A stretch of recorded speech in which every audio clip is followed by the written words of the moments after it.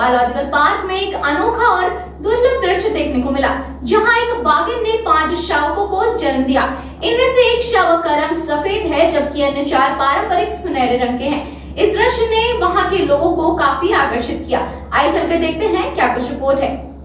बाघिन रानी ने रविवार यानी कि 27 अप्रैल को इन शावकों को जन्म दिया।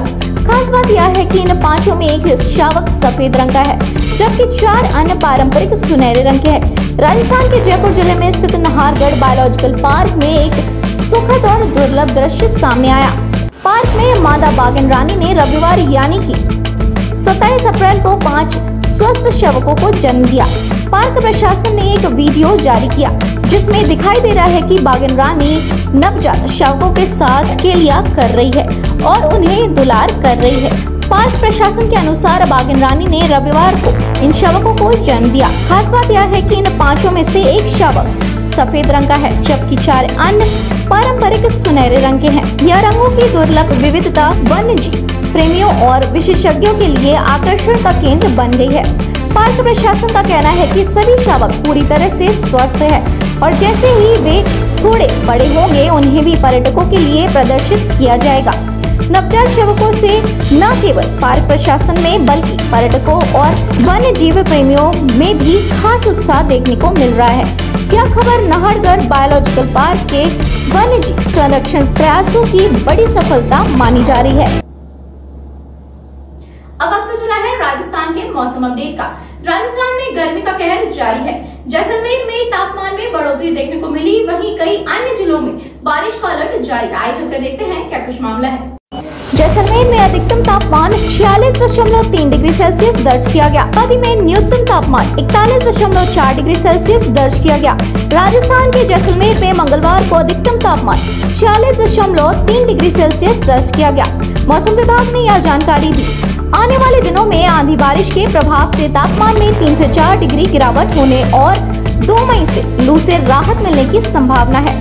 जैसलमेर में अधिकतम तापमान 46.3 डिग्री सेल्सियस दर्ज किया गया, जबकि फलौदी में अधिकतम तापमान 45.8 डिग्री सेल्सियस, बाड़मेर में 45.7 डिग्री सेल्सियस, बीकानेर गंगौर में 44.2 डिग्री सेल्सियस, जोधपुर में 44 डिग्री सेल्सियस, चूरू में 43.3 डिग्री सेल्सियस, कोटा में 43.1 डिग्री सेल्सियस, डबोक भीलवाड़ा में 42.9 डिग्री सेल्सियस, जालौर में 42.3 डिग्री सेल्सियस और अन्य प्रमुख स्थानों पर 47.1 डिग्री सेल्सियस से लेकर 41.8 डिग्री सेल्सियस तक दर्ज किया गया। 28.4 डिग्री सेल्सियस रिकॉर्ड किया गया। राज्य के अन्य प्रमुख स्थानों पर रात का तापमान 20.4 डिग्री सेल्सियस से लेकर 28.4 डिग्री सेल्सियस के बीच दर्ज किया गया। विभाग के प्रवक्ता ने बताया कि 1 मई को नए पश्चिमी विक्षोभ के सक्रिय होने से जोधपुर, बीकानेर, अजमेर, जयपुर संभाग के कुछ भागों में दोपहर बाद गरज के साथ हल्की बारिश, तेज झोंकेदार हवाएं चलने की प्रबल संभावना है। तेज हवाओं के साथ बारिश की संभावना। उन्होंने बताया कि 2 मई को बीकानेर, जोधपुर, अजमेर, उदयपुर, कोटा, जयपुर व भरतपुर संभाग के कुछ भागों में गरज के साथ कहीं-कहीं तेज हवाएं व बारिश होने की प्रबल संभावना है। प्रवक्ता ने बताया कि आंधी बारिश की गतिविधियां 4 से 7 मई को भी राज्य के कुछ भागों में जारी रहने की संभावना है। चित्तौड़गढ़ में तापमान 45 डिग्री सेल्सियस के करीब पहुंचा। चित्तौड़गढ़ में सोमवार को अधिकतम तापमान 44.4 डिग्री सेल्सियस दर्ज किया गया, जबकि न्यूनतम तापमान भी 27.7 डिग्री सेल्सियस पहुंच गया। इससे न केवल दिन का जीवन प्रभावित हो रहा है, बल्कि रातें भी बेचैनी भरी होती जा रही हैं। मंगलवार को भी गर्मी के तेवर बरकरार रहे और शहर की सड़कों पर दोपहर में सन्नाटा पसरा रहा। इस वक्त की बड़ी खबर। एक बच्ची के स्कूल ना जाने पर उसके घर वालों ने जब पता किया कि उसके स्कूल ना जाने का कारण आखिर क्या है, तो पता चला कि उस बच्ची को काफी दिनों से शारीरिक और मानसिक रूप से परेशान किया जा रहा था। आइए चल के देखते हैं इस पूरी रिपोर्ट को। पीड़िता 12वीं क्लास में पढ़ती है। उनके नाना ने थाने में शिकायत दर्ज कराई है। हालांकि खबर लिखे जाने तक पुलिस ने आरोपी को गिरफ्तार नहीं किया है। राजस्थान के सीकर जिले में 12वीं की एक छात्र के साथ दुष्कर्म करने का मामला सामने आया। इस संबंध में श्री माधोपुर थाने में एफआईआर दर्ज करवाई गई। पीड़िता के नाना ने अपनी शिकायत में बताया कि मेरी नातिन अपने ननिहाल में रहकर पढ़ाई कर रही है। वो पिछले 1 महीने से स्कूल नहीं जा रही थी, जब मैंने उससे पूछा तो वह रोने लगी और रोते रोते उसने बताया कि उसके साथ कई बार रेप हुआ, उसे जान से मारने की धमकी मिली है, उसे ब्लैकमेल किया जा रहा है। इसी के डर से वो स्कूल नहीं जा रही है। कोल्ड ड्रिंक में नशीली चीज मिलाकर किया रेप।